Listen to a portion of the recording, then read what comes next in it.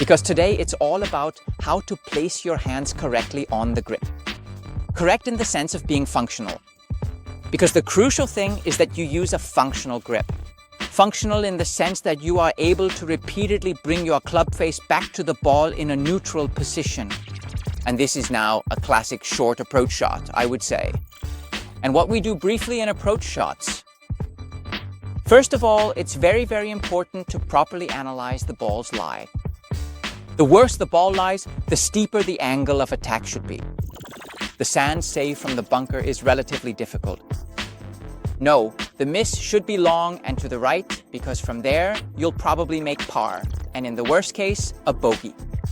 So I have an iron now, a 9-iron in my hand, so one club more, and I'm going to place the ball somewhere back right. That is exactly right. That subtle little draw shot landing just to the right side of the green. And it is also coming in noticeably longer than the last one. I want to say welcome back once again to my golf channel for another session. The first hole today is a 472-meter long par 5. And today it's all about how you can save yourself 5 strokes per round in the future. And all this without changing your golf swing in the slightest. It doesn't matter whether you're a beginner or an experienced golfer with a low handicap. Today, as already mentioned, I'll show you how to get 5 strokes in the future. All right then. And that wraps up our topic for today. Hole number 1 is a par 5, measuring 472 meters. And here we go once again.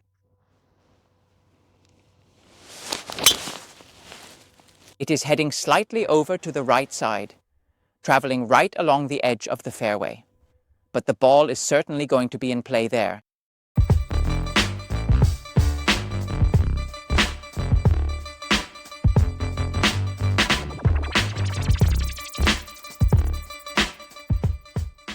I hope you can see it reasonably well on camera. I still have 232 meters to the center of the green. It's 217 meters to the front of the green. To the back edge of the green, it's 248 meters. Accordingly, I'll take my second shot now with a 3-wood. By the way, are you currently looking for a cool laser or measuring device? Then I can really only recommend this one from Milesy because the price-performance ratio is just perfect here. And it has some really cool features like this display here, which is controlled or operated via GPS. And with it, I can really get all the relevant details. Among other things, I can see the out-of-bounds line here on the left side. I really don't want to have anything to do with that. And that there's a bunker placed just before the green. I hope you can see all of this pretty well on camera. The bunker should be visible here. Furthermore, I can also mark specific points. And then I can see exactly how far it is to the bunker. For example, how far the bunker is from the green and so on. So I really get all the relevant information and all of it on a beautiful display, which I personally like very much. So here you can see quite well, 232 meters are left. And now I'm going to try my luck with the 3-wood. I'm gripping the club a bit shorter because the ball is above my feet. But the ball position itself is actually really good. And still, I play my ball too far to the left and it ends up just barely next to the bunker. Who am I anyway? My name is Philipp Klimberg. I have been a PGA teaching professional in Austria for 16 years and I've been playing for over 30 years. I regularly give golf tips here on my YouTube channel. And if you're not yet a subscriber to this channel, then please do so right away. Today, it's all about how you can save 5 strokes per round. And this entire video is about course management and putting. And on the topic of course management, I want to work with the rangefinder and I want to show you a few details. I'll demonstrate some of them right away. And yes, when it comes to putting, I'll need to get onto the green to show you exactly what I have planned for you today, so that in the future, during every round, you'll save 5 strokes.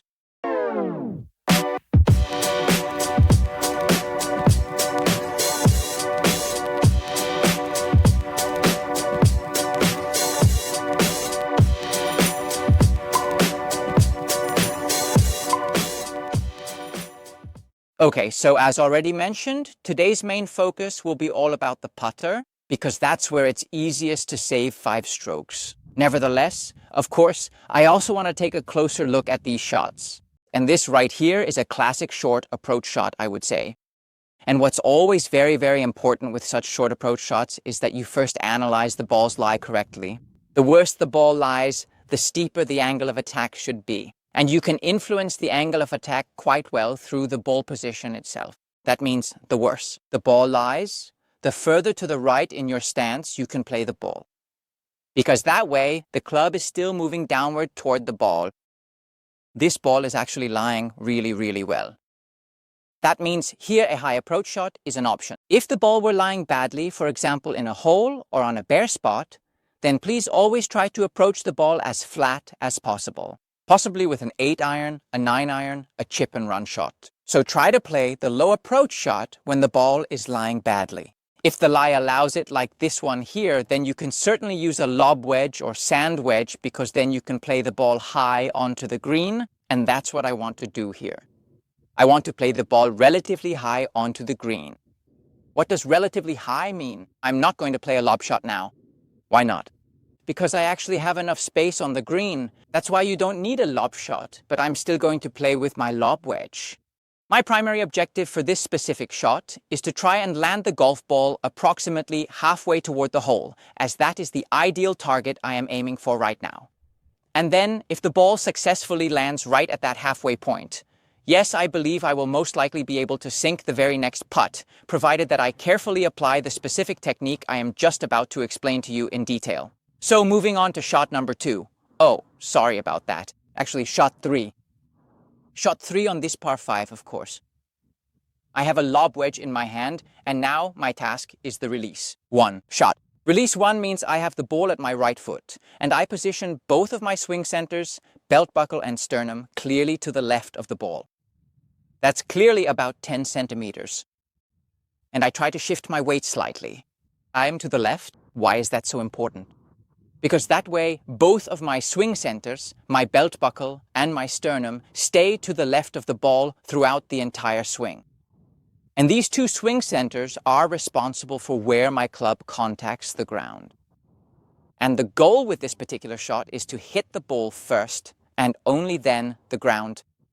And I will only succeed in doing that if the ball position is correct. And if both of my swing centers are positioned to the left of the ball and stay to the left of the ball throughout the entire swing. During the swing, I just focus on making sure that the end of my grip always points toward my left pocket. That's what's called release 1. In the setup, during the backswing. At impact, at the moment of contact, and in the finish position. The end of my grip should always point toward my left pocket. And then, really, and I hope I'm not jinxing it now, there's not much that can go wrong. That's the classic approach shot. Release 1. It lands halfway and then rolls out toward the flag. All right, the putt is definitely doable, I would say. So as I stand here on the green and carefully line up the ball, this is now the moment where I take my crucial putt in an attempt to secure a birdie on this hole. It will break a little from right to left. And if you're wondering why my right hand is now sitting so strangely on the grip, then just wait a few more minutes. Or seconds in this case, because I want to go into that in more detail in a moment. There it is, in the hole. Because today is all about how to place your hands correctly on the grip. Correct in the sense of being functional. Because the crucial thing is that you use a functional grip. Functional in the sense that you are able to repeatedly and neutrally return your club face. And this grip is not always the most functional, because this is the grip I see most often with most people. That's why I'd like to ask you, the next time you're on the course, at the practice area, or on the practice green, to do the following exercises. Position yourself about 2 meters from the hole for a straight putt. That means really look for a putt where you feel it doesn't break to the right or to the left. It should be a straight putt. And the distance should be about 2 meters, not much more. Then you go ahead and play balls one-handed. Please start with your right hand and with what I would call a neutral hand position. Even though neutral is, of course, a relative term. But for now, I'll just call this neutral. You play 10 balls and watch how your ball starts off, because the club face is responsible for the starting direction of the ball. Then you continue and play another 10 balls, this time gripping a bit more on top. Again, you observe how this affects your starting direction. And after 10 balls, you go ahead and play another 10 balls with this grip, where you grip more from underneath. And then you do the same thing with your left hand. And you will find out how your hand should be positioned or placed on the grip. And that is so important when putting. And that is a very, very important point, and at the same time, the first point of today's video. And I have found for myself that I can influence the club face much better in a positive way when my hand, specifically my right hand, is on top. And that's why, for me, the claw grip is the right way to hold it. And that's exactly what I want to ask you to do as well. Try to find the right grip for yourself. And once you've done that, we move on to point number 2. And point number 2, when it comes to putting, this is a really, really important thing for me.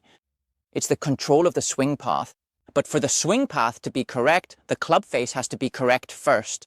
That's why point 1 is so important. And when it comes to the swing path, I want to keep things really, really simple, because it's really just about what your shoulders are doing. I'll just lean the putter here against the flag for a moment. And I think that will... Actually, yes, I can manage it. I was just about to say it would be difficult to manage. But in any case, now I want you to learn here what concerns the swing path. Please just pay attention to my shoulders. You'll notice that if my shoulders stay parallel to the ball target line, then my hands can swing very neutrally. That's what I consider neutral. Swinging, or rather pendulum motion. As soon as my shoulders are twisted, my hands also start to swing not quite correctly anymore. I hope you saw all of that. It would be the same if the shoulders were positioned like this. Look where my hands are swinging. You should always make sure that your shoulders really stay parallel to the ball target line. That may sound very trivial now, but let me tell you one thing. I really did it wrong for, I think, 30 years. I was putting, and because I was very curious and wanted to see, apparently, whether the ball would go into the hole. By the way, the whole thing was, subconsciously, I started to pull my left shoulder slightly to the left. Automatically, the putter started to swing more to the left. I hit a lot of balls here on the tip of the putter, and I pulled a lot of balls, meaning I started them off to the left. I could only somehow compensate for it with an open club face, but at some point I started making really bad putts. And so that this doesn't happen to you, and so you can save yourself 5 strokes per round in the future, I want to ask you to first pay attention to a functional grip and then to the swing path. And with the swing path, you just have to, in quotation marks, I did it wrong for 30 years, as I said, you just have to make sure that your shoulders remain parallel to the ball target line. That means on your next round of putting, you stay standing and check yourself after the ball has finished rolling, whether your shoulders are still parallel to the ball target line. Or if, like with most people, they might be a little tilted. And that really happens to most people. So, let's continue now with a par 3. This par 3 is 124 meters today. So 124 meters to the flag, that's what I actually want to say. I have a pitching wedge in my hand, here it is, and I'm going to, in quotation marks, take a full risk. Why did I prepare 2 balls? Because I want to show you that you can also play par quite simply in another way. Because the second point, which for me is a very, very important point today, is, in quotation marks, course management. How you can play pars and bogeys without any problems, without racking up double bogeys. So, shot 1, pitching wedge. And I take a full risk and play it directly over the bunker. Yes, the shot is very good, and the ball is actually a bit short and is lying quite easily as a result. To the left of the green, it was a bit too short. Maybe it was the wrong club. And that's exactly why I immediately took out my Mile C laser again here. I can see clearly the bunker is right here in front, and it's exactly 124 meters to the middle of the green. It's 135 meters to the back of the green and 114 meters to the front edge. And what's special about this laser? is the display. Now I can check all the distances to wherever I want to play. Then I click in here and see that it's actually more meters to the right side of the green than I thought, namely 136. Unfortunately, on the left here I have my trees and the out-of-bounds line. That means basically all I have to do is lay up the ball somewhere to the right of the green so that with a good chip I can easily make par. Of course, that's especially easy if I can navigate around a bit here. Because even if I were to hit, as you can see here, 151 meters, I can take that spot out of play and chip back without any problems. And that's exactly what's so special about this laser. Now you might be asking yourself, how can all of this help me? It's simple. I'm going to play an iron now. Specifically a 9-iron, again, right here, a bit to the right of the green. Plus, the wind is coming from right to left. I'm going to play the ball with the 9-iron a little longer, and then I can chip nicely back down from above. And that would probably be the easiest way to play par. And that's especially cool, of course, because I can see everything on the display here, on this laser. So, on the one hand, I have all the functions I would otherwise need, like pin seeker functions and so on. I can even connect the laser to my phone, so it really can do everything. But what I really like the most is this feature, that I can really see everything here. I can see exactly, it's 120 meters to the bunker. And if I want to play the ball farther than the green, then I need at least 130 meters. And I hit my pitching wedge at most, ideally, 130 meters. So what does that mean? Yeah, unfortunately, I had the wrong club in my hands. And in case you're wondering now, to understand how this can help you save several strokes on your very next round of golf, the explanation is actually quite simple. I would like to ask you a quick question. I want you to take a moment and think about exactly where the easiest chip shot would be. From which spot around the green are you most likely to be able to play a chip and putt with a pretty high probability? And in this specific case, it's not short and to the left, like my first shot. No, in this instance, it has gone long and to the right side. And that's exactly where I want to play the ball now. That means if you want to save strokes next time, pay attention to where your miss should be. Not short in the bunker, because the sand save from the bunker is relatively difficult. No, the miss should be long right, because from there, you'll probably make par, and at worst, a bogey. So now I have a 9-iron in my hand, so one club more. And I'm going to place the ball somewhere back right. Exactly. The little draw to the right of the green and clearly longer. That means, once again, course management is a very, very important point. And if you have no idea about your course, well, then a laser can, of course, help you. Or a golf watch, where you can really see exactly what happens around the green.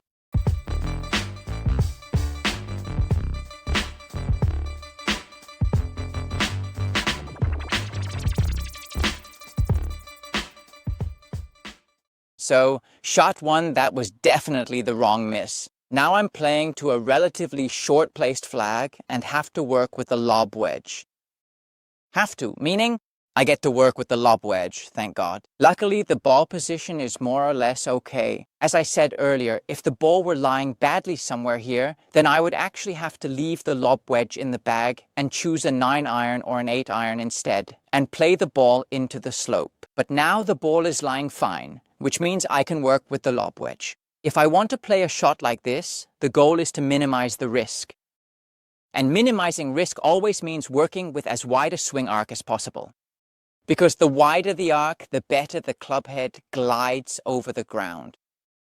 The narrower the arc, the steeper the club swings upward, the steeper the angle of attack becomes, and the more the club digs into the ground. That might not be the preferred option. No, quite the opposite. I try to let the club glide as smoothly as possible. Because even if the ball is struck slightly with some ground first, the result should still be fairly good as long as you control the arc. And that's what it's about now. I would recommend a ball position in the middle, because as I said, I need height now. The further to the right the ball is positioned in your stance, the less loft you bring to the ball and the lower the ball will fly. Of course. Less loft at impact also means even less backspin. That means the ball will roll out farther. And I really can't use any of that in this situation.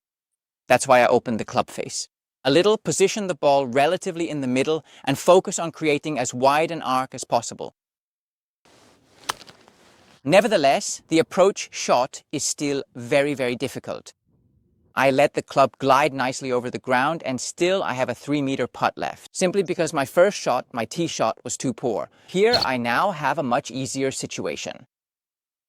The tee shot was long enough, I took the bunker out of play.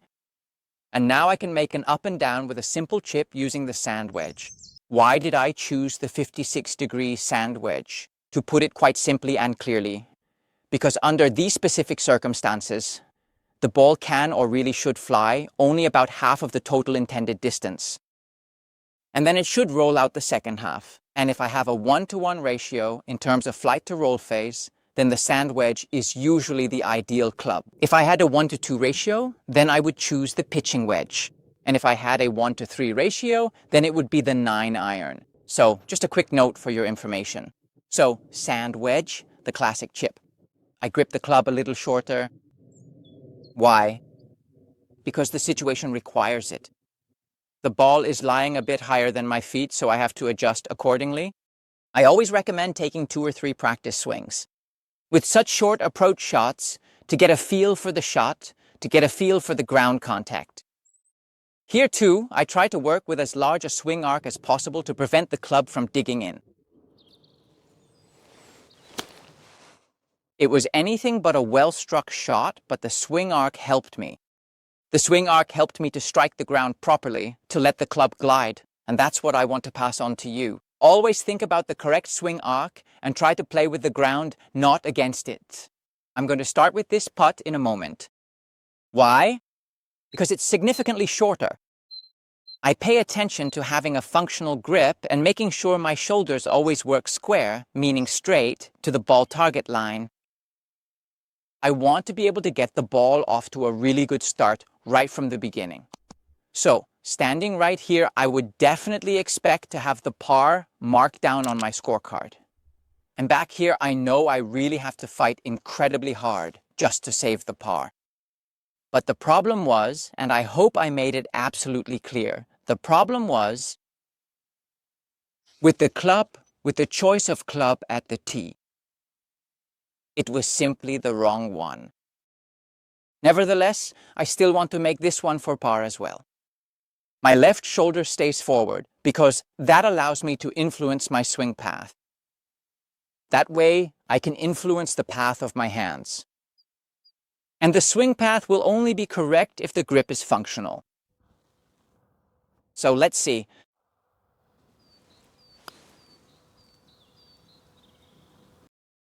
And that's exactly what happens. Luck, as they say, always favors those who train diligently. And with that, as always, I would like to sincerely thank you for watching. Thank you for joining me again today, and I hope that you are already a subscriber to my channel. If you aren't a subscriber yet, then please do so right away. And click on the bell right next to the subscribe button, because that's the only way you'll be notified when a new video goes online. I wish you a wonderful evening and a great game.